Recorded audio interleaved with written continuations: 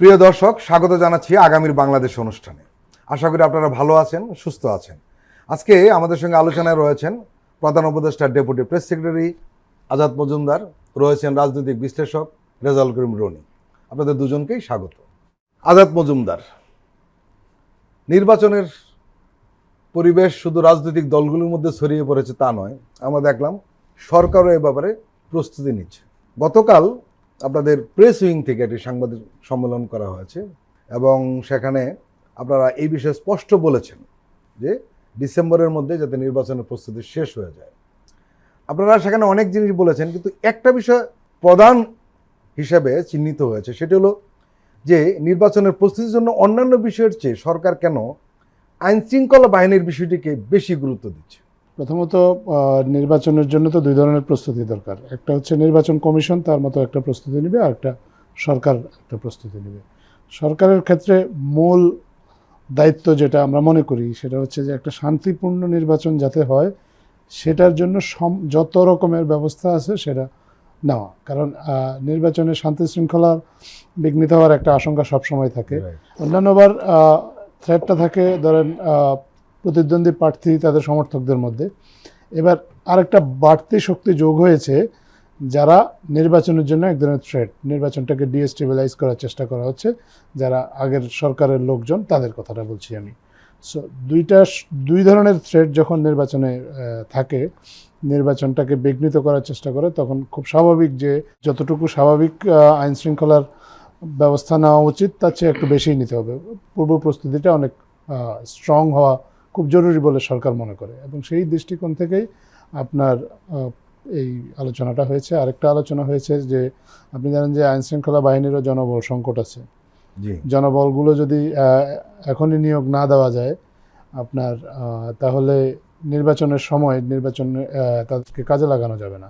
গতকালকে যে সবাই যে আলোচনাটা হয়েছে, মূলত আলোচনাটা এরকম হয়েছে যে আপনার পুলিশের যেমন 8,000 নতুন সদস্য এবং সব মিলে 17,000। পুলিশের 8,000 প্রক্রিয়াধীন আছে, 5,000 আরও নিয়োগ হবে। বিজিবির সদস্য আছে, আপনার কোস্টগার্ডের সদস্য আছে, আনসারের সদস্য আছে। তো এনাদেরকে যদি 6 মাসে আপনার ট্রেনিং দেওয়া যায়, তাহলে এনারা নিয়মিত বাহিনীর সাথে যোগ হবে, আর নিয়মিত বাহিনীর যারা আছেন তারা তখন নির্বাচনের দায়িত্বে থাকতে পারবে। এখানে একটা প্রশ্ন অনেকদিন ধরে মানুষ করছে, সেটি হলো যে এই পুলিশের বিষয়ে বিশেষ করে যে সংকটটা তৈরি হয়েছে, আপনারা আপনাদের সরকার এই বিষয়টি আরো আগে বাগে করলেন না কেন? এই সুযোগ কি ছিল না যে পুলিশের লোকগুলি নিয়ে নেওয়া? না, এটা তো চাইলেই চট করে নিয়োগ দেওয়া যায় না। আপনি জানেন যে সরকারি নিয়োগের ক্ষেত্রে বাজেটের একটা বিষয় আছে, বাজেট বরাদ্দ করতে হয়। কারণ তাদেরকে শুধু নিয়োগ দিলেই তো হবে না, তাদের বেতন দিতে হবে, তারপরে প্রশিক্ষণের একটা বিষয় আছে। কারণ আমাদের প্রশিক্ষণের জন্য যে ইনফ্রাস্ট্রাকচারগুলো আছে এই মুহূর্তে, সেখানে কিছু বেস তো অলরেডি প্রশিক্ষণ নিচ্ছে, তাদেরকে নিয়মিত বাহিনী সংযুক্ত করে তারপরে আরেকটা বেচ সেখানে যোগ করা যায়। সো আপনি এরকম চাইলেই যে হঠাৎ করে আপনি পরিকল্পনা করলেন পুলিশের অনেক লোক নিয়োগ দিয়ে দেবেন, সেই নিয়োগটা তো প্রথমত সুশৃঙ্খল হবে না, দ্বিতীয়ত সেই নিয়োগটা অর্থবহ হবে না, এবং সেই নিয়োগে যারা নিয়োগপ্রাপ্ত হবেন তাদেরকে ঠিক সেভাবে কাজেও লাগানো যাবে না। সো এগুলা একটা নির্দিষ্ট নিয়মের মধ্য দিয়েই এই কাজগুলো করতে হয়, এবং সেই কাজটাই করা হচ্ছে। এবং সেই নিয়ম মেনে অলরেডি আপনার একটা নিয়োগের জন্য বিজ্ঞপ্তি জারি হয়েছে।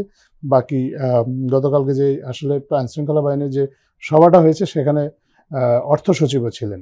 কারণ নতুন নিয়োগ হলে তাদের জন্য অর্থ সংস্থানটা কিভাবে হবে সেটাও আলোচনা করার একটা বিষয় ছিল। তো অর্থের সংস্থান নিশ্চয়তা পেলে তারপরে তো নিয়োগের দিকে যাবে, সেভাবেই আলোচনা করে এই নিয়োগের বিষয়গুলোতে নির্দেশনা দেওয়া হয়েছে। রেজাউল করিম রনি, আসলে দেশের যে অবস্থা, সরকার আইনশৃঙ্খলা বাহিনীর বিষয়টিকে বেশি গুরুত্ব দেওয়ার কারণ কেন, তার একটা ব্যাখ্যাও দিয়েছেন আজাদ মজুমদার, এবং সম্ভবত ব্যাখ্যাটি সঠিক এই কারণে আমরা কোনো জায়গায় কিছু ঘটনা দেখেছি, সেই ধরনের ঘটনা যদি নির্বাচনের সময় ঘটে তাহলে সেটি বিতর্কিত হবে। আরেকটা বিষয় উল্লেখ করেছেন উনি, সেটি হলো যে নির্বাচন আগের মতো নয়, সেখানে একটি পরাজিত শক্তি রয়েছে যারা এই নির্বাচনকে বিতর্কিত করতে চাইবে। আপনি কি মনে করেন? বাংলাদেশের মানুষের দীর্ঘদিনের যে ভোটাধিকার বঞ্চিত থাকার ফলে এখন আপনি গণতান্ত্রিক উত্তরণের জন্য সবচেয়ে গুরুত্বপূর্ণ ইভেন্ট যেটা আমাদের সামনে হাজির হচ্ছে সেটা হলো নির্বাচন। এবং অলরেডি আমাদের মাননীয় প্রধান উপদেষ্টা কিন্তু বলেছেন যে উনি একটা ঐতিহাসিক নির্বাচন করতে চান। এটা আসলে সব দিক থেকে ধরেন নির্বাচনটা ঐতিহাসিকই হবে, কারণ এটা গণঅভ্যুত্থানের পরে প্রথম একটা নির্বাচন হবে, যে নির্বাচনের মধ্য দিয়ে একটা গণতান্ত্রিক উত্তরণের জন্য নির্বাচিত সরকার দায়িত্ব পালন করতে বাধ্য হবে। এই সরকারের ম্যান্ডেট বা তারপরে যে তার যে দায়িত্ব ক্ষমতা, এগুলো নিয়ে যখন কথা হয়, অনেক ধরনের তর্ক বিতর্ক যখন হয়, কিন্তু যখন গণঅভ্যুত্থানের বিষয়টি আসে, শহীদদের অঙ্গীকারের বিষয়টি আসে, তখন কিন্তু আমরা বুঝতে পারি যে আসলে এই তর্কগুলোর কোনো মানে থাকে না। তো একইভাবে এটার ধারাবাহিকতাই আপনার আগামী সরকার যেটা নির্বাচনের মধ্যে দিয়ে আসবে সেটা গঠিত হবে। ফলে সেদিক থেকে নির্বাচনটা আসলে বাংলাদেশের জন্য শুধু ঐতিহাসিক না, খুবই তাৎপর্যপূর্ণ। এই নির্বাচনটা একটা রেফারেন্স পয়েন্ট আকারে আপনার আগামী দিনগুলোতে হাজির হবে। কারণ আমরা মনে করছি যে 2024-এর অভ্যুত্থানের আগের বাংলাদেশ এবং পরের বাংলাদেশের মধ্যে একটা সিগনিফিকেন্ট পার্থক্য আছে। পার্থক্যটা হলো এটা পুরোটা প্যারাডাইম শিফট, যেটাকে বাংলায় বলে পাটাতন পরিবর্তনের ঘটনা ঘটেছে। তো সেই পাটাতন পরিবর্তনটাকে জনবান্ধব, একটা নাগরিক বান্ধব গণতান্ত্রিক রাষ্ট্রের উন্নীত করার জন্য যেই নির্বাচনটা সবচেয়ে জরুরি, সেই নির্বাচনের মধ্যে যেই জিনিসটা আপনার ভালোভাবে প্রতিফলিত হইতে হবে সেটা হলো যে বড় দল ছোট দল না, নাগরিক একজন ইন্ডিভিজুয়াল ব্যক্তি মানুষ আকারে সে তার প্রতিনিধিকে চুজ করার সুযোগ পাচ্ছে। এই যে ইন্ডিভিজুয়াল ব্যক্তি, দল না, কিন্তু বারবারও বলছি, এই ইন্ডিভিজুয়াল ব্যক্তি স্বাধীনভাবে নির্ভয়ে নির্বিঘ্নে ভোট দিতে পারবে তখনই যখন সে সম্পূর্ণ রকম নিরাপদ বোধ করবে। তাহলে তার নিরাপত্তার একটা দুইটা দিক আছে, একটা হলো আইনি দিক আর একটা হলো সামাজিক সুরক্ষা। আইনের দিকটা ধরেন রাষ্ট্রের দায়িত্ব, সেই দিক দিয়ে রাষ্ট্র হয়তো উদ্যোগ নিচ্ছে, নতুন লোকবলের কথা আমরা শুনলাম, আজাদ ভাই বলল। কিন্তু সামাজিক যে নিরাপত্তা, সেটার দায়িত্ব কিন্তু আবার রাজনৈতিক দলগুলোর। কারণ হলো এখানে আপনার পতিত পলাতক স্বৈরাচারের কত অংশ লোক পালায়ে গেছে, আমার তো মনে হয় 2 ভাগ লোকও পালায় যায়নি।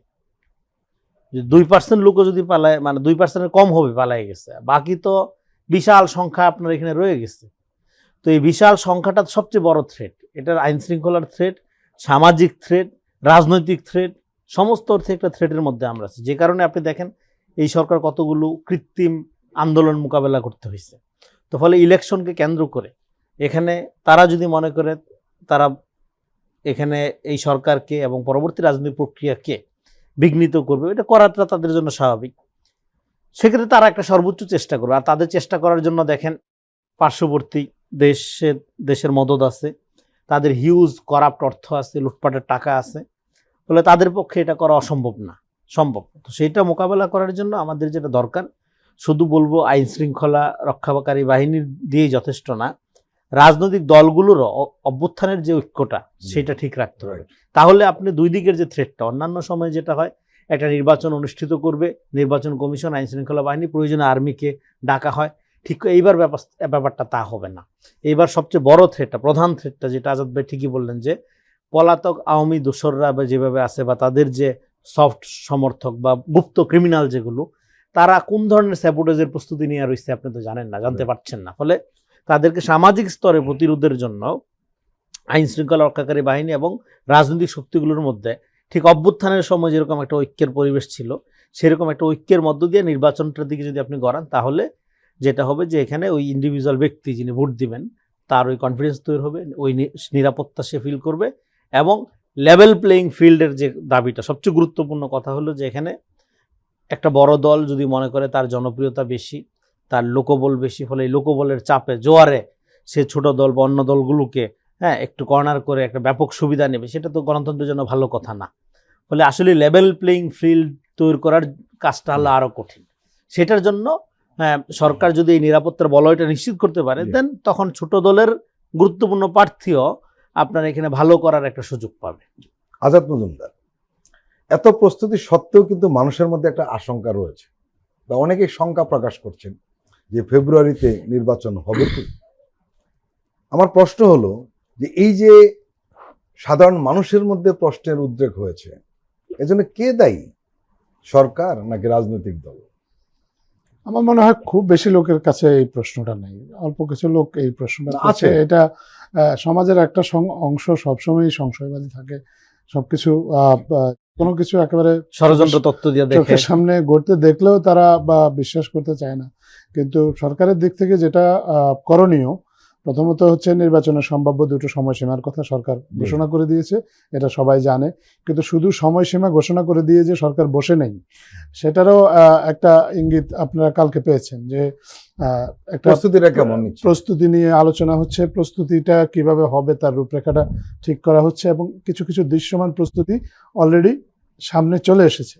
তো যখন মানুষ দেখবে যে নির্বাচনের জন্য একটা সম্ভাব্য সময়সীমা ঘোষণা করা হয়েছে এবং সেই সময়সীমাকে সামনে রেখে সরকার তার প্রয়োজনীয় প্রস্তুতি নিচ্ছে, রাজনৈতিক দলগুলো তাদের প্রয়োজনীয় প্রস্তুতি নিচ্ছে, তখন কিন্তু মানুষের মধ্যে এই সংশয়টা আর থাকবে না। আমি মনে করি না যে এই সংশয়বাদীদের সংখ্যাটা খুব বড়, আর যাদের মধ্যে কিছুটা সংখ্যা আছেও তাদের সংখ্যাটাও এই দ্রুত কেটে যাবে যখন এই বিষয়গুলো আস্তে আস্তে ক্রমাগত দৃশ্যমান হতে থাকবে। আপনারা কালকে প্রেস ব্রিফিংয়ে একটা জিনিস বলেছেন যে এই নির্বাচনকে এবং নির্বাচনের বার্তাটি সবাইকে পৌঁছে দেওয়ার জন্য আপনারা ব্যাপক প্রচারের ব্যবস্থা করছেন সরকার। জি, আমাদের এই বিষয়ে একটু স্পষ্ট করবেন।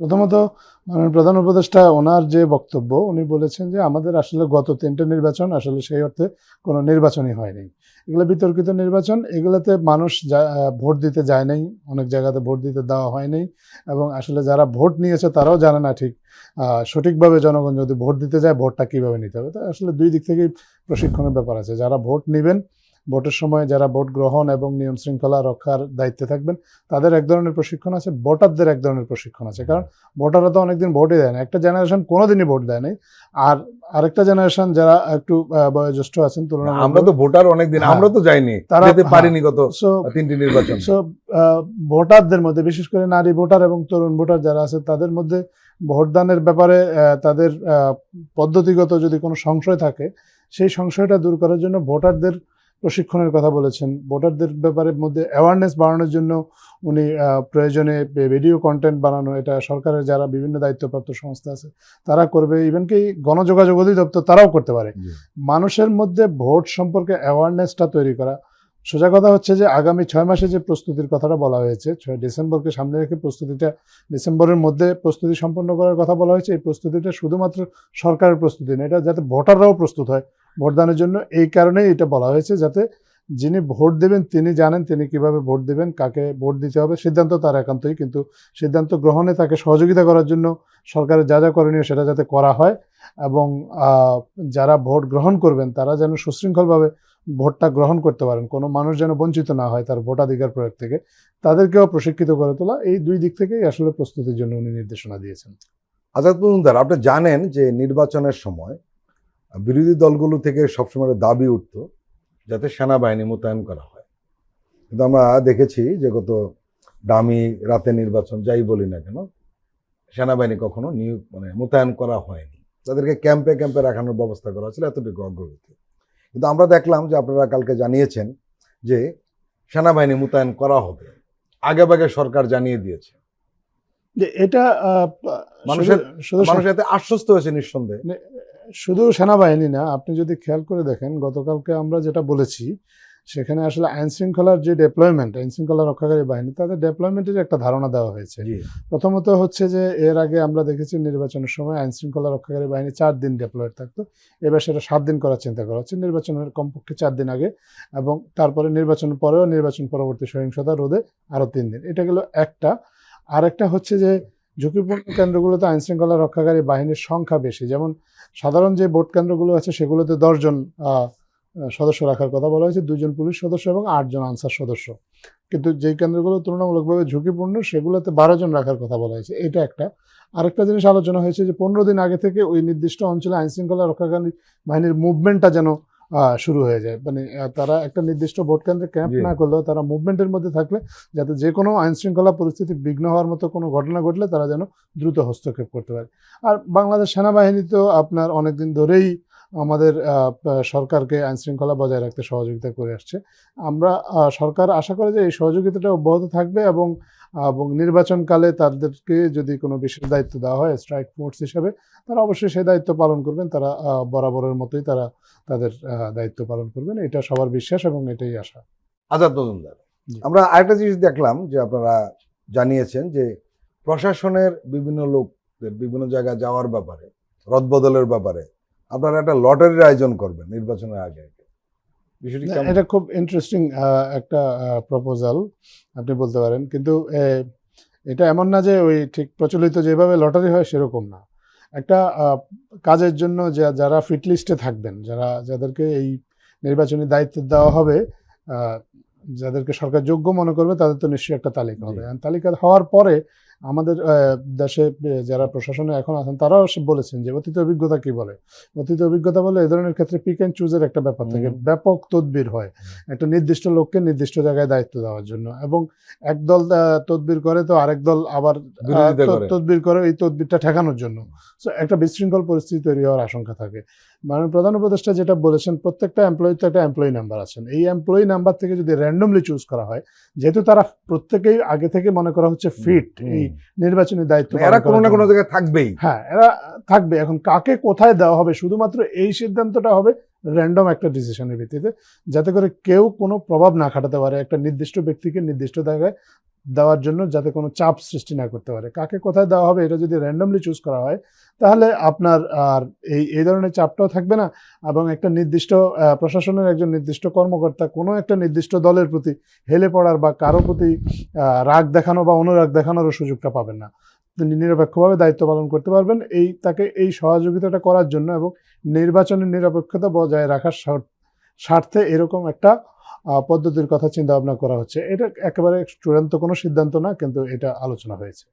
আরেকটা বিষয়, আপনাদের প্রেস সচিব প্রধান উপদেষ্টার উনি বলেছেন যে পুরনো যারা নির্বাচন পরিচালনা করেছে, বিশেষ করে গত 3টি বিতর্কিত নির্বাচনে, তারা কেউ এই নির্বাচন প্রক্রিয়া থাকবে না, সেই সমস্ত আমলারা বা এই বিষয়টাও বিশদভাবে গতকালকে সবাই আলোচিত হয়েছে। এখানে যেটা হচ্ছে যে ধরেন আপনার পোলিং অফিসার এবং প্রিজাইডিং অফিসারের সংখ্যা তো অনেক, 47,000 ভোট কেন্দ্রে আপনি যদি প্রতি কেন্দ্রে 5-7 জন করেও ধরেন, প্রায় 2 লক্ষ নির্বাচনী কর্মকর্তার মতো প্রয়োজন হবে। এখন আপনি চাইলেও এই 2 লক্ষ মানে পুরোপুরি আগের 2 লক্ষকে বাদ দিয়ে, ধরেন আমাদের দেশে 7ই জানুয়ারি নির্বাচনে যারা দায়িত্ব পালন করছেন তাদেরকে বাদ দিয়ে পুরোপুরি নতুনভাবে 2 লক্ষ লোক এখানে ইনভলভ করা কঠিন। যেখানে সম্ভব সেখানে নতুন কর্মকর্তা দেওয়া তাদেরকে, আর যেখানে সম্ভব না সেখানে যাদের ভূমিকা বিতর্কিত নয়, যারা চেষ্টা করেছেন এরকম লোকদেরকে বাছাই করে তাদেরকে নির্বাচনী দায়িত্বে রাখার আলোচনাটা হয়েছে। এটা শতভাগ সম্ভব না হলেও বলা হয়েছে যে যাতে যত বেশি সম্ভব যারা আগের নির্বাচনগুলোতে দায়িত্ব পালন করেছেন তাদেরকে এই নির্বাচন থেকে দায়িত্ব পালনে আপনার বিরত রাখা হয়। কারণ তারা অনেকেই জ্ঞাতসারে, কেউ অজ্ঞাতসারে, কেউ বাধ্য হয়ে আসলে ফেসিবাদের সহযোগীর ভূমিকায় অবতীর্ণ হয়েছিলেন। তো এবং তাদের অভিজ্ঞতাও ভালো নয়। তারা নির্বাচন মানে তারা আগের রাতে সিল ছাপ্পড় মারা বা একসাথে দলবদ্ধ হয়ে কেউ প্রতিবাদ পর্যন্ত করে নাই, একটি লোকও না। সেটা অনেক সময় তাদেরকে আসলে এককভাবে এভাবে এটা দায়ীও করা যায় না, অনেকে বাধ্যও হয়েছেন এই কাজগুলো করতে। কিন্তু সেই জন্যই বলা হয়েছে যে এটা একেবারে ঢালাওভাবে সবাইকে বাদ দিয়ে নতুনভাবে একটা সেট অফ পিপল এনে এটা করা না করে, যতটুকু সম্ভব বাদ দিয়ে যদি নতুন ধরনের নতুন কর্মকর্তাদেরকে দিয়ে তাদেরকে এখন থেকেই যদি প্রশিক্ষিত করে নির্বাচনের ব্যাপারে উপযুক্ত করে তোলা যায় ভোট গ্রহণের জন্য, তাহলে সেটা যেন করা হয়। নির্বাচন কমিশনের প্রস্তুতি কেমন? নির্বাচন কমিশন তো আলাদাভাবে প্রস্তুতি অবশ্যই নিচ্ছে। নির্বাচন কমিশনের মূল প্রস্তুতি তো আপনি জানেন যে ভোটার তালিকা চূড়ান্ত করা, এই মুহূর্তে যেটা আছে ভোটার তালিকা চূড়ান্ত করা, ভোটার নির্বাচনী এলাকার সীমানা নির্ধারণ করা, কিংবা আপনার নির্বাচনের যে আরপিও যেটা আমরা বলি এটাকে কিভাবে প্রয়োগ করবে সে বিষয়ে তাদের পরিকল্পনা গ্রহণ করা। নির্বাচন কমিশনকেও যাতে সহযোগিতা করা যায়, নির্বাচন কমিশনের ক্ষমতাও যাতে বৃদ্ধি করা যায়, সেটাও কিন্তু আলোচনা হয়েছে। গত সরকারের আমলে গাইবান্ধায় একটা নির্বাচনী এলাকায় উপনির্বাচনের সময় আপনার নির্বাচন কমিশন তারা কেন্দ্রীয়ভাবে এটা মনিটর করেছে, করে আপনার উপনির্বাচনটাতে যখন ব্যাপক হারে অনিয়ম দেখা দিয়েছে তখন তারা উপনির্বাচনটা কিন্তু বাতিল করে দিয়েছিল। উপনির্বাচনটা বাতিল করে দেওয়ার কারণে তৎকালীন সরকার ক্ষুব্ধ হয়ে নির্বাচন কমিশনের এই ক্ষমতাটাকে খর্ব করে দিয়েছে তারা, এবং ক্ষমতাটা খর্ব করে দিয়ে তারা বলেছে যে নির্বাচন কমিশন কোনো একটা নির্দিষ্ট আসনের নির্বাচন বাতিল করতে পারবে না, তারা চাইলে শুধুমাত্র নির্দিষ্ট কেন্দ্রের নির্বাচন করতে পারবে। এখন নির্বাচন কমিশনকে সেই ক্ষমতাটা আবার দেওয়া যায় কিনা সেটা নিয়ে আইনি দিক কি আছে এইটা খতিয়ে দেখার কথা বলা হয়েছে। তাদেরকে যদি অন্তর্বর্তীকালীন সরকার মনে করে যে নির্বাচন কমিশনের হাতে যদি এই ক্ষমতাটা থাকে, তাহলে যে অনিয়ম হয় তাতে তাৎক্ষণিকভাবে নির্বাচন কমিশনের হস্তক্ষেপ করার সুযোগ থাকবে। তো সেই জন্যই তাদেরকে আরেকটু এম্পাওয়ার করা যায় কিনা সেটা নিয়েও আলোচনা হয়েছে। এবং নির্বাচন কমিশনের কিছু কিছু জিনিস তো আছে, নির্বাচন কমিশনের কাজ, সরকার শুধু তাদেরকে অ্যাসিস্ট করতে পারে। যেমন আপনার একটা কথা বলা হয়েছে যে 18 থেকে 33টা এই কারণে যে গত 15 বছর যারা ভোট দিতে পারেনি এবং যারা একেবারেই নতুন ভোটার, এই 18 থেকে 33 বছর বয়সী ভোটারদের জন্য পৃথক ভোটার তালিকা তৈরি করা, যাতে তারা নির্বাচনী বুথে গিয়ে সহজে তাদের ভোটার নাম্বারটা খুঁজে পায়। এবং তাদের জন্য পৃথক নির্বাচনী বুথ সৃষ্টি করা, এই কারণে যে তারা আগে কখনো জীবনে ভোটই দেয়নি, যাতে তারা ভোটটা কিভাবে দিতে হয় সেটা জানতে পারে, জন্য আলাদা বুথ। এগুলা নির্বাচন কমিশনকে শেষ পর্যন্ত এনশিওর করতে হবে। কিন্তু সরকারের দিক থেকে আইডিয়াগুলো দেওয়া হয়েছে এবং আইডিয়াগুলো বাস্তবায়নের জন্য সরকারের যদি লজিস্টিক কোনো সাপোর্ট লাগে সেটা যাতে দিতে পারে এবং সেটার জন্য যদি এখনই যাতে প্রস্তুতি নেওয়া যায়, সেই জন্যই এই বিষয়গুলো আলোচনায় এসেছে। প্রিয় দর্শক, আমরা এখন একটি বিরতি নিচ্ছি, আপনারা আমাদের সঙ্গেই থাকুন।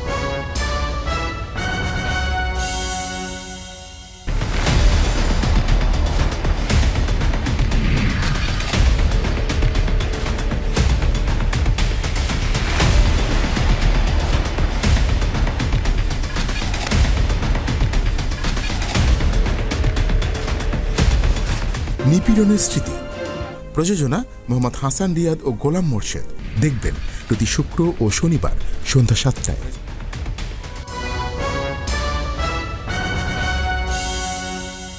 আবারও স্বাগত আগামীর বাংলাদেশ অনুষ্ঠানে। আজকে আমাদের সঙ্গে আলোচনায় রয়েছেন প্রধান উপদেষ্টা deputy press secretary Azad Majumdar, রয়েছেন রাজনৈতিক বিশ্লেষক Rezaul Karim Roni.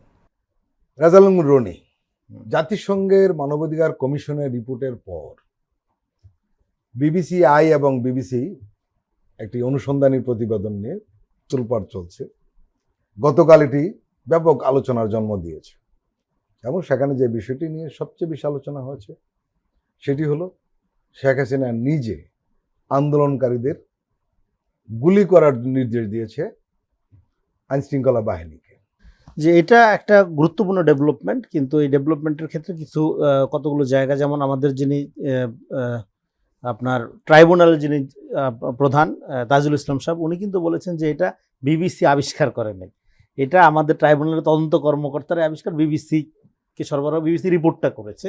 Definitely BBC repeat করার তাৎপর্য আছে, কিন্তু ঢালাওভাবে মানে এটা যে ট্রাইব্যুনাল একটা যেটা করেছে, এটি এই অডিওটা সঠিক কিনা তারা সেটা যাচাই করে এটার গুরুত্ব আছে আলাদা, কিন্তু এটার যে আবিষ্কারটা, এটা যে বের করাটা, এটার ক্রেডিটটা সরকারের দেন। মানে অন্তত আইনের কিছুই হচ্ছে না, বিচারের কিছু হচ্ছে না, এটা একটা অগ্রগতি, গুরুত্বপূর্ণ অগ্রগতি। সো এটা করছে ডেফিনেটলি বিবিসি। এটা করাতে যেটা হয়েছে যে আপনার এখানে কিন্তু বুঝতে হবে, বিবিসি বাংলার সাংবাদিকতা নিয়ে জনগণের মধ্যে কিন্তু এক ধরনের বিক্ষুব্ধতা ছিল, অসন্তোষ ছিল, তারা আছে বলে এখনো আছে, রাইট। তো এটা কিন্তু মূল বিবিসি ওয়ার্ল্ড করছে, ফলে এইটার একটা তাৎপর্য আছে। কিন্তু আমি এটাকে খুব বড় ঘটনা হিসাবে দেখতে চাই না অন্য অর্থে, কারণ হাসিনা তো শুধু একটা পয়েন্টে, এটা তো যাত্রাবাড়ির একটা ধরেন ইনসিডেন্ট, তারা ডিটেল আপনার তদন্ত করেছে, শুধু একটা ব্যাপারে না। তো আপনার 15 বছরে এরকম অসংখ্য হত্যা গুমের সরাসরি নির্দিষ্ট হাসিনা দিচ্ছে, এটা আমরা জানি। এটা বিদেশিদের কাছ থেকে শুই না, কেন আমাদের কনফার্ম হইতে হবে? আমরা তো ভুক্তভোগী। এই জন্য বিদেশিরা আমাদের গুরুত্ব না দিলে আমাদের যে গুরুত্ব বাড়ে না কোনো কিছুতে, এই প্রবণতা বাদ দিতে হবে। ডেফিনেটলি এটা গুরুত্বপূর্ণ।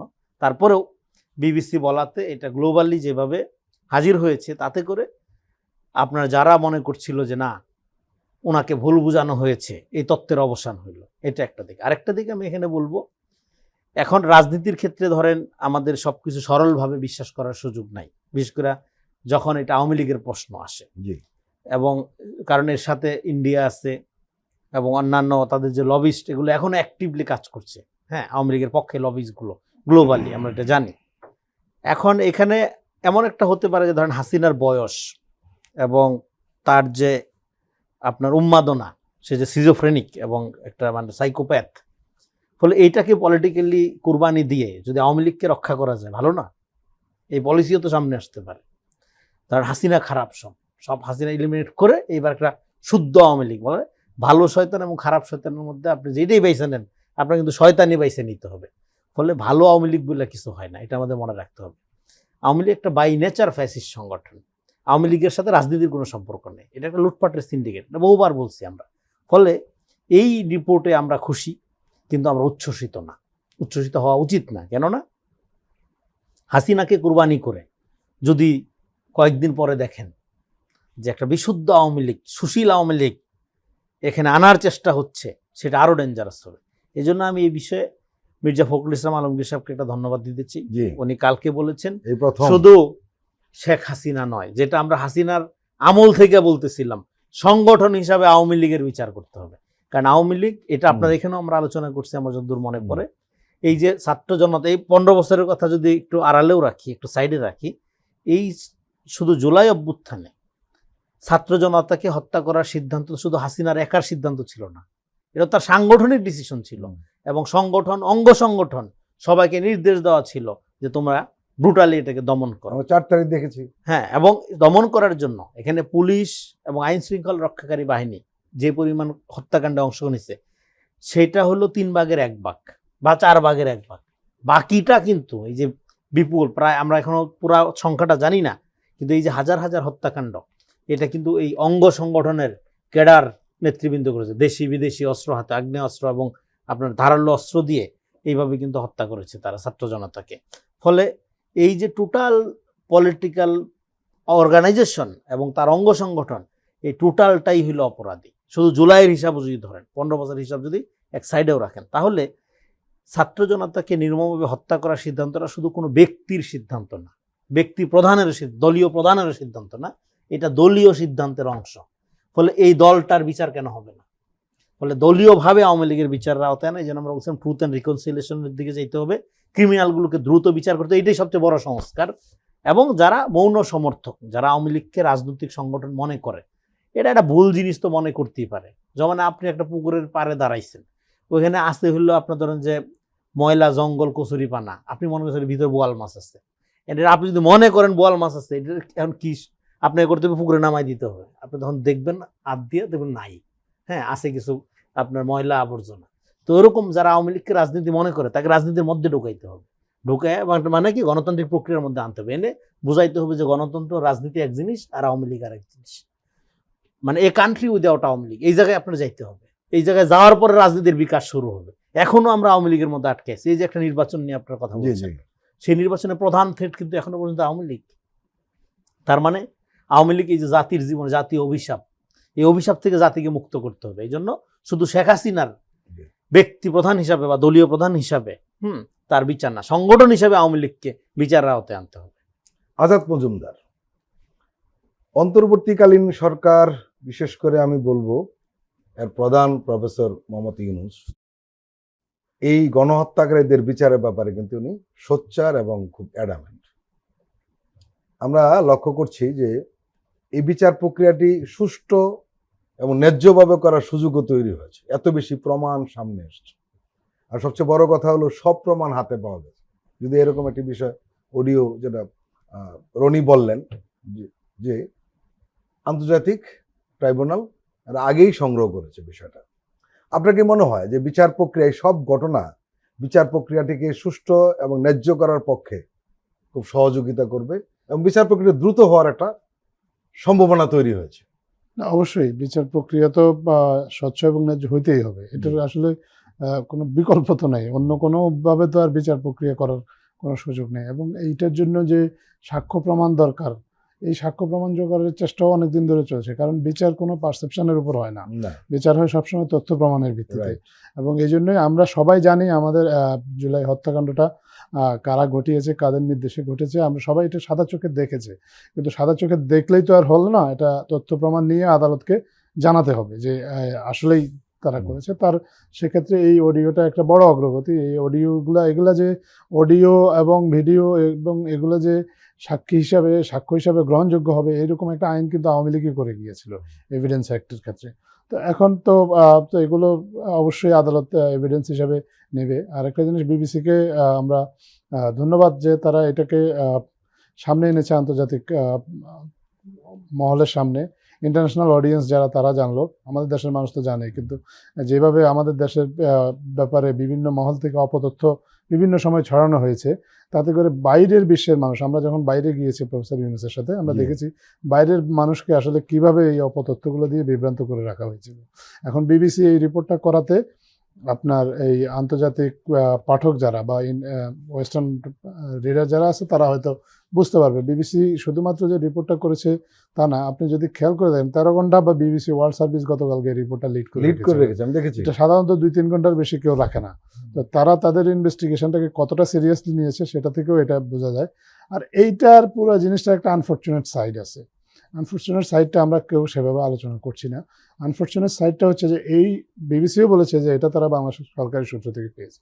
এই সরকারি সূত্র থেকে বাংলাদেশের মূলধারার গণমাধ্যমও কিন্তু এটা নিতে পারতো, কিন্তু বাংলাদেশের মূলধারার গণমাধ্যমের বিশ্বাসযোগ্যতা এত তলানিতে এসে ঠেকেছে, তারা যদি এখন এটা ফরেনসিক না আরও কোনো কিছু করেও যদি বলতো যে এটা একটা অথেন্টিক অডিও, কেউ বিশ্বাস করতো না। এবং যে কারণে আমাদেরকে এরকম একটা ঘৃণ্য এবং জঘন্য একটা গণহত্যার নির্দেশের তথ্য প্রমাণ সাথে থাকার পরেও আমাদের দেশের স্থানীয় মিডিয়া এটাকে মানুষের সামনে তুলে ধরতে পারেনি, বা তুলে ধরলেও কেউ এটা বিশ্বাস করেনি। আমাদেরকে এটার জন্য আন্তর্জাতিক কষ্টটা অন্যরকম হতে পারে যে আসলে তুলে ধরার চেষ্টা কি তারা করেছে? যদি কেউ করেও থাকে তাহলেও আসলে বিশ্বাসযোগ্যতাটা সবার ক্ষেত্রে, এটা একেবারে জেনারেলাইজ করা ঠিক না, তারপরেও কিন্তু এটা একটা জেনারেলাইজেশনের দিকে চলে গেছে। আমাদের দেশের সামগ্রিকভাবেই মিডিয়ার যে বিশ্বাসযোগ্যতা এখন মূলধারার, তাতে করে তারা চেষ্টা করলেও যে এটা খুব বেশি গ্রহণযোগ্যতা পেত আমার মনে হয় না। তবে আমি এটুকু বলবো যে সময় তো আসলে শেষ হয়ে যায়নি। বিবিসি করেছে, এখনো আরো অনেক তথ্য প্রমাণ আছে যেগুলো চাইলে আমাদের স্থানীয় মিডিয়া তুলে ধরতে পারে, এবং মানুষ যেহেতু এগুলো নিজের চোখে দেখেছে, মানুষকে এগুলো বিশ্বাস করানো সহজ হবে যে এই ঘটনাগুলো ঘটেছে। এমন যদি হতো যে এগুলো হঠাৎ করে কেউ আবিষ্কার করছে, তা না, এগুলো সবাই দেখেছে কি হয়েছে। যাত্রাবাড়িতে একটা স্পটে 1 ঘন্টার ব্যবধানে 52 জনকে গুলি করে মারা হয়েছে। এটা হচ্ছে জঘন্য। মানে এই বাংলাদেশের আসলে রাজনৈতিক ইতিহাসে তো এরকম ঘটনা কখনো ঘটেনি। বিবিসি একটা মন্তব্য করেছে যে তারা এই ঘটনাটাকে বাংলাদেশের সবচেয়ে ভয়াবহ পুলিশি সহিংসতা ঘটনাগুলোর একটি হিসাবে দেখছে। সেটাই আমরা এখন বিবিসি করেছে, আমরা আশা করব যে আমাদের যে মিডিয়া যারা আছে তারাও চেষ্টা করবে, তারা চেষ্টা করে তাদের এটা তাদের স্বার্থে, তাদের নিজেদের বিশ্বাসযোগ্যতাটা তৈরি করার জন্য তারা মানুষের কাছে এই ধরনের এভিডেন্সগুলো তুলে ধরবে। তাতে করে আমাদের মানুষও সঠিক তথ্য পাবে, এবং আমাদের মিডিয়াও যে হারানো বিশ্বাসযোগ্যতা তারা সেটা ফেরত পাবে। রেজাউল করিম রনি, আজাদ মজুমদার যে কথাটি বলেছেন সেটি হলো যে আমাদের দেশের মিডিয়া এই কাজটি করতে পারত, করেনি, এবং তারা করলে সেটা বিশ্বাসযোগ্য হতো কিনা তা নিয়েও মানুষের সন্দেহ রয়েছে, কারণ মিডিয়া সেই বিশ্বাসযোগ্যতা হারিয়েছে। এবং আপনি নিশ্চয়ই দেখেছেন যে বিবিসি বাংলা বিভাগটা ঢাকাতে বসে কাজ করে, এবং তাদের মধ্যে একই প্রবণতা, অন্যান্য মিডিয়ার মতোই একই প্রবণতা নয়, কোনো কোনো ব্যাপারে তাদের অতি উৎসাহী লক্ষ্য করেছি। বিবিসির অনুসন্ধানী শাখা, যেটা বিবিসি বিবিসি যে প্রতিবেদনটি করেছে, এটা যখন বাংলায় প্রকাশ করে সেখানে একটা চালাকি করেছে তারা। যেমন বিবিসি ইংরেজি প্রতিবেদনের শিরোনাম ছিল ex Bangladesh leader authorized deadly crackdown leaked audio suggests. আর বিবিসি বাংলা শিরোনাম করেছে কোনটা, যে বিবিসির অনুসন্ধানে 5ই আগস্ট ঢাকার যাত্রাবাড়িতে পুলিশ হত্যাকাণ্ডের যে চিত্র উঠে এসেছে। এটা ফ্ল্যাট একটা হেডলাইন। এবং শুরুতেই বিবিসির এই রিপোর্টটি শুরুতে, যারা আমরা সাংবাদিক ভাষায় ইন্ট্রো বলি, সেই ইন্ট্রোতে কিন্তু এই কথাটাই বলা হয়েছে যে শেখ হাসিনা গুলি করার অর্ডার দিয়েছে। কিন্তু বিবিসির বাংলাতে কিন্তু সেই আলাপ নেই। যাত্রাবাড়িতে গিয়েছেন, তারপর যাত্রাবাড়ির বর্ণনা দিয়ে একটা সাব হেড দিয়ে ভেতরে করেছে, গুলির নির্দেশ দিয়েছে। এবং এই বিষয়টি নিয়ে একটা ক্ষুব্ধ প্রতিক্রিয়া ব্যক্ত করেছেন আমাদের আইন উপদেষ্টা আসিফ নজরুল। উনি পরিষ্কার বলেছেন যে বিবিসি বাংলা বিভাগের সাংবাদিকতার ধরন দেখে ক্ষুব্ধ হচ্ছি। ফাঁস হওয়া একটি অডিও অনুসারে জুলাই গণঅভ্যুত্থানকালে ছাত্র জনতার উপর প্রাণঘাতী অস্ত্র ব্যবহারের অনুমোদন দিয়েছিলেন শেখ হাসিনা। বিবিসির এত বড় একটি সংবাদ বেমালুম লুকিয়ে ফেলেছে বিবিসি বাংলা, লুকিয়ে অন্য একটি সংবাদের ভেতরে সাব হেডিং করে ছাপিয়েছে, তাও করেছে মুলায়মভাবে। বিবিসি বাংলার হৃদয়ে এখনো এত সহানুভূতি নির্মম একজন খুনির জন্য কেন? কি বলবেন? দেখেন, আসিফ নজরুল সাহেব কিন্তু সাংবাদিকতার লোক। এক সময় সে আলোচিত আপনার বিচিত্রা সে কভার স্টোরিগুলো আপনারা জানেন।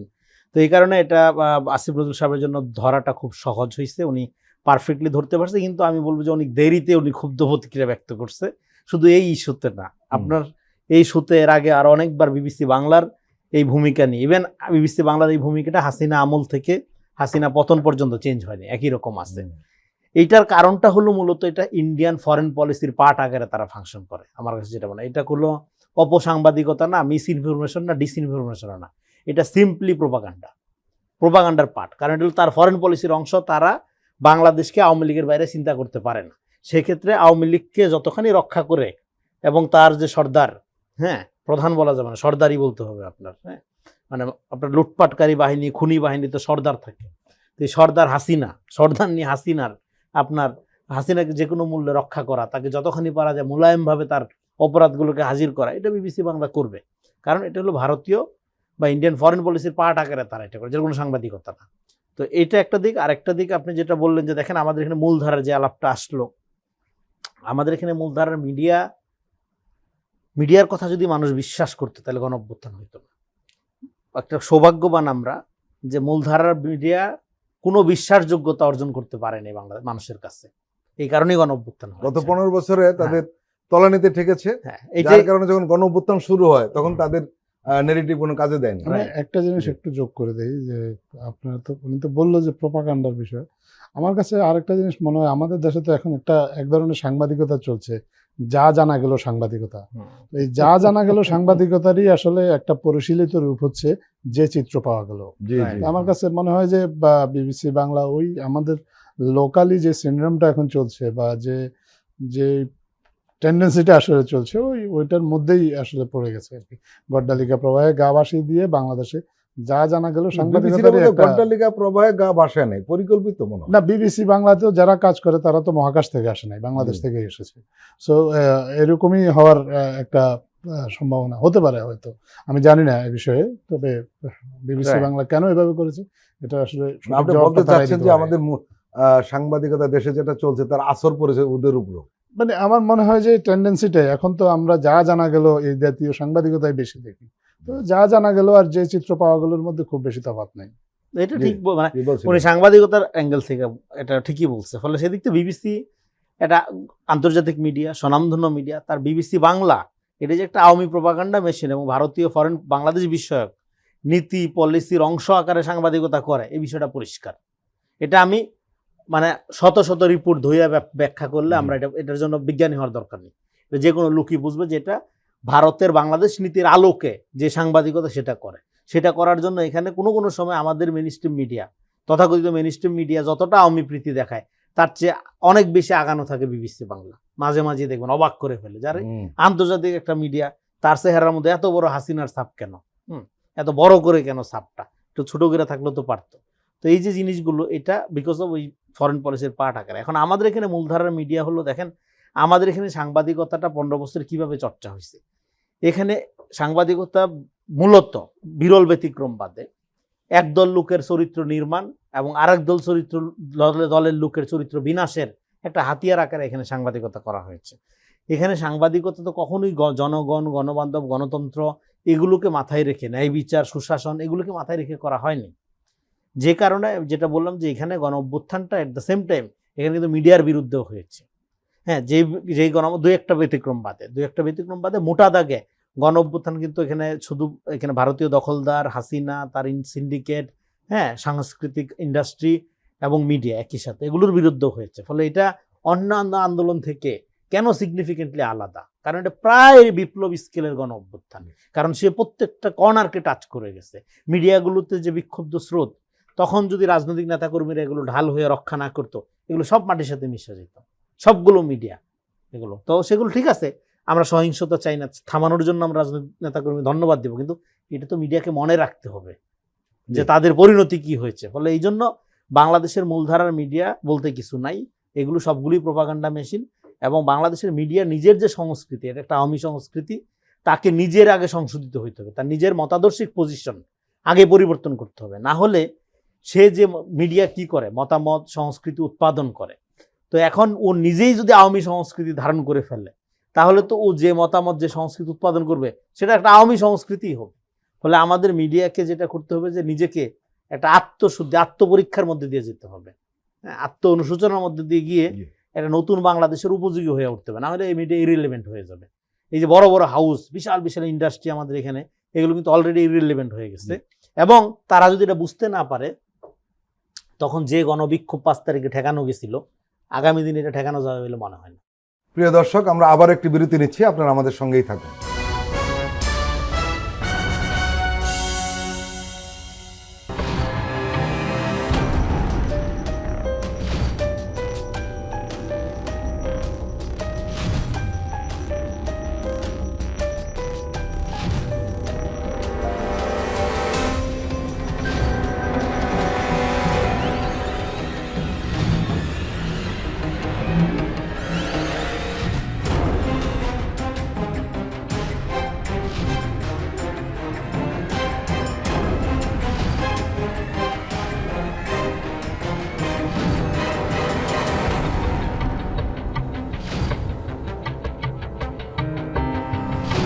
কেমন আছে অর্থনীতি দেখবেন প্রতি সোম ও মঙ্গলবার রাত 10:20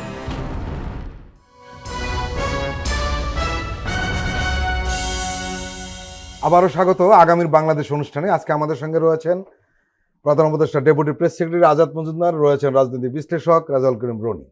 আজাদ মজুমদার, শুধু বিবিসি না, আরো অনেক মিডিয়াই এখনো একই কাজ করে যাচ্ছে।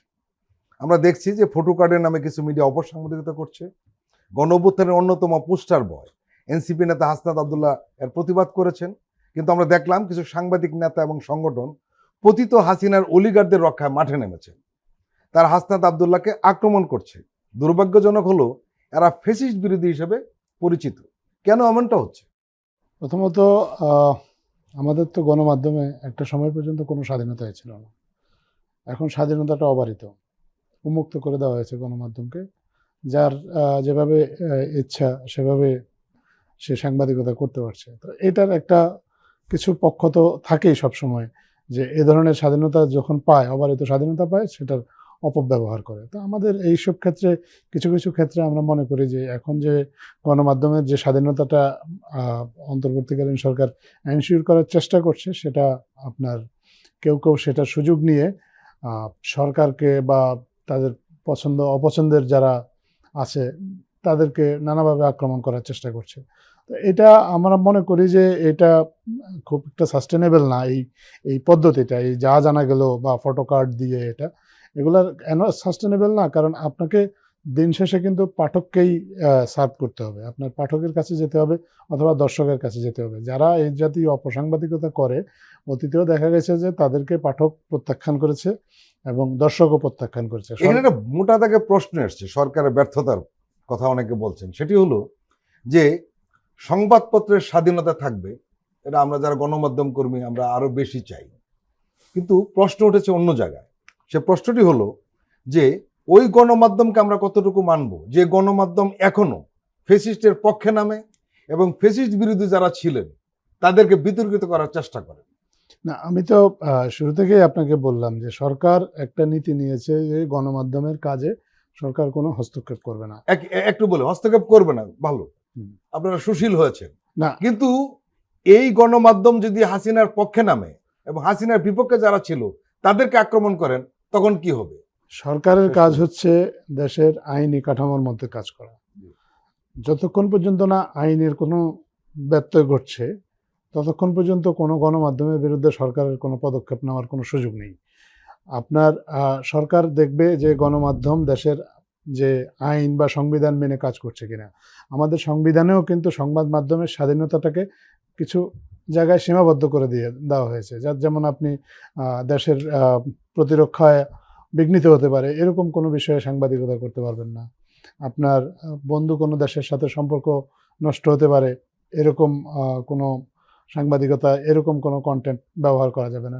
সোজা কথা হচ্ছে যে আমাদের সংবাদ মাধ্যমে সংবিধান অনুসারে স্বাধীনতাটা হচ্ছে আইন দ্বারা সীমাবদ্ধ। এই সীমাবদ্ধতাটা কেউ যতক্ষণ পর্যন্ত না ক্রস করতেছে ততক্ষণ পর্যন্ত সরকার এটা হস্তক্ষেপ করার কোনো সুযোগ নেই। অতীতে এই হস্তক্ষেপগুলো করেছে দেখেই কিন্তু গণমাধ্যম এই বিশ্বাসযোগ্যতাটা হারিয়েছে। আমরা দেখতে চাই গণমাধ্যম এই স্বাধীনতাটার সুযোগটাকে কাজে লাগিয়ে এটাকে কনস্ট্রাকটিভ ওয়েতে ব্যবহার করে তার বিশ্বাসযোগ্যতাটা সে অর্জন করবে, মানুষের কাছে তারা আরও একটা বিশ্বাসযোগ্য গণমাধ্যম হিসেবে দাঁড়িয়ে যাবে।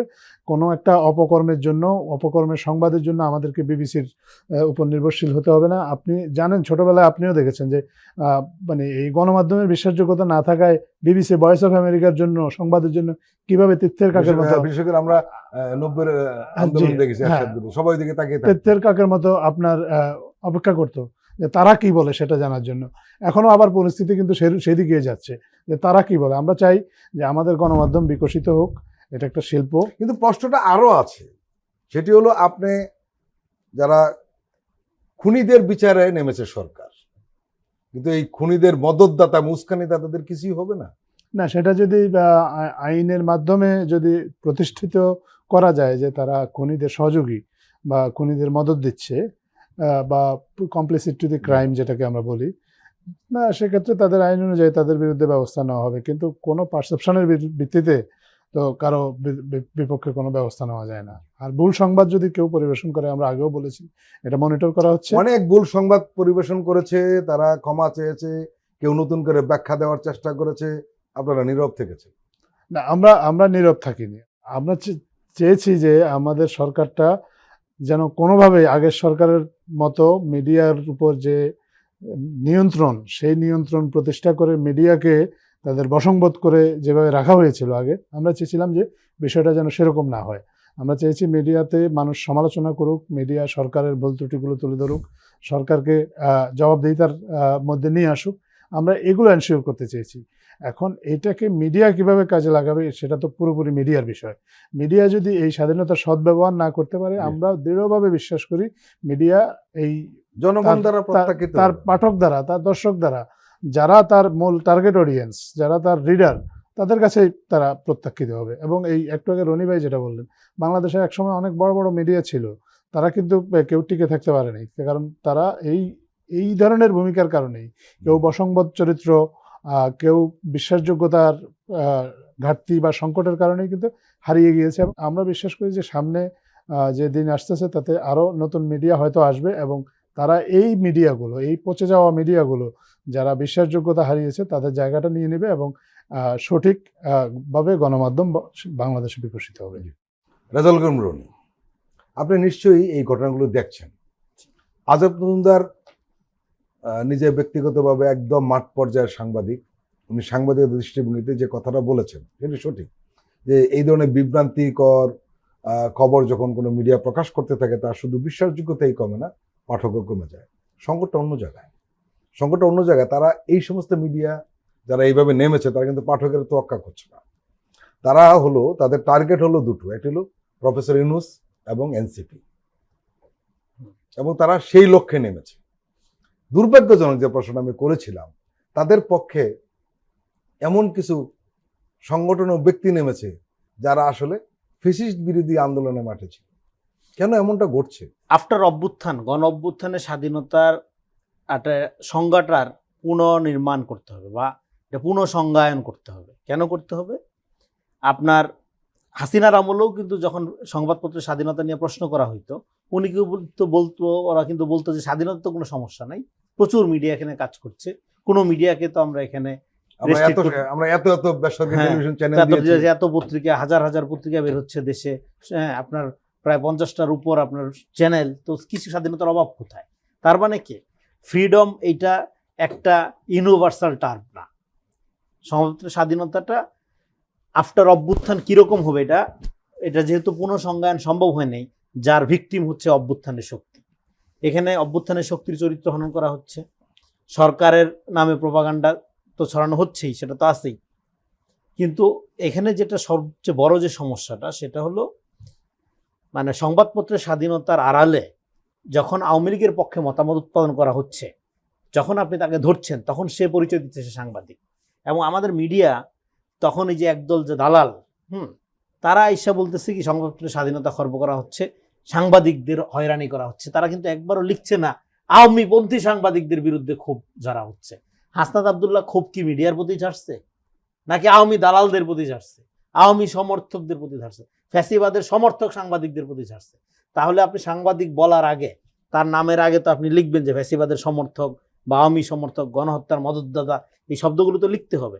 এই শব্দগুলো সেন্সর করে, এই শব্দগুলো আড়াল করে তাকে একটা আওয়ামী ক্যাডারকে যখন আপনি সাংবাদিকের পোশাক পরে সমাজে হাজির করে এইবার মিডিয়ার স্বাধীনতা নিয়ে আপনি চিল্লাচিল্লি করেন, বুঝতে হবে আপনি একটা ক্রিমিনাল। তার মানে এখানে সংবাদপত্রের স্বাধীনতা এইটা নির্ধারণ করবেন কিভাবে? আপনি নির্ধারণ করবেন ফ্যাসিবাদের সাপেক্ষে। স্বাধীনতা আপনি 100% এনজয় করবেন। সংবাদপত্রের মিডিয়ার স্বাধীনতা না থাকলে দেশই তো দাঁড়াবে না। কিন্তু সেটা কিভাবে? আপনি জার্মানিতে যে হিটলারের নাম নিতে পারবেন? আর আপনার এখানে ফাঁসি কার্যকর করবে দূরের কথা, একজন ফ্যাসিবাদের দোসর, সাংস্কৃতিক মতাদর্শিকভাবে একজন আওয়ামী লীগ, ও নির্ধারণ করে দিচ্ছে আপনি স্বাধীনতায় বিশ্বাস করেন কি করেন না। একজন ফ্যাসিস্ট আমাকে বইলা দিচ্ছে আমি সংবাদপত্রের স্বাধীনতায় বিশ্বাস করি কি করি না। এর চেয়ে হাস্যকর আর কিছু হইতে পারে? যেখানে তার জেলে থাকার কথা। পৃথিবীর কোন দেশে আছে সংবাদপত্রের স্বাধীনতার নামে ফ্যাসিবাদের পক্ষে মতামত উৎপাদন করা হয়? শুধু বাংলাদেশে এটা দেখা যাচ্ছে। কেন দেখা যাচ্ছে? এখানে মূল যে আপনার জায়গাটা আমরা বললাম যে আমাদের এখানে মিডিয়ার যে সংস্কৃতি, মিডিয়ার যে মতাদর্শ, মিডিয়ার যে চিন্তা, এটা একটা আওয়ামী চিন্তা এবং এটা ভারতীয় হিন্দুত্ববাদ প্রভাবিত। আজাদ মজুমদার এবং রেজাউল করিম রনি, আপনারা দুজনেই আমাদের দীর্ঘ সময় দিলেন, আপনাদেরকে আন্তরিক ধন্যবাদ। প্রিয় দর্শক, আজকের অনুষ্ঠান আমরা এখানে শেষ করছি। আপনারা ভালো থাকবেন, সুস্থ থাকবেন। আল্লাহ হাফেজ।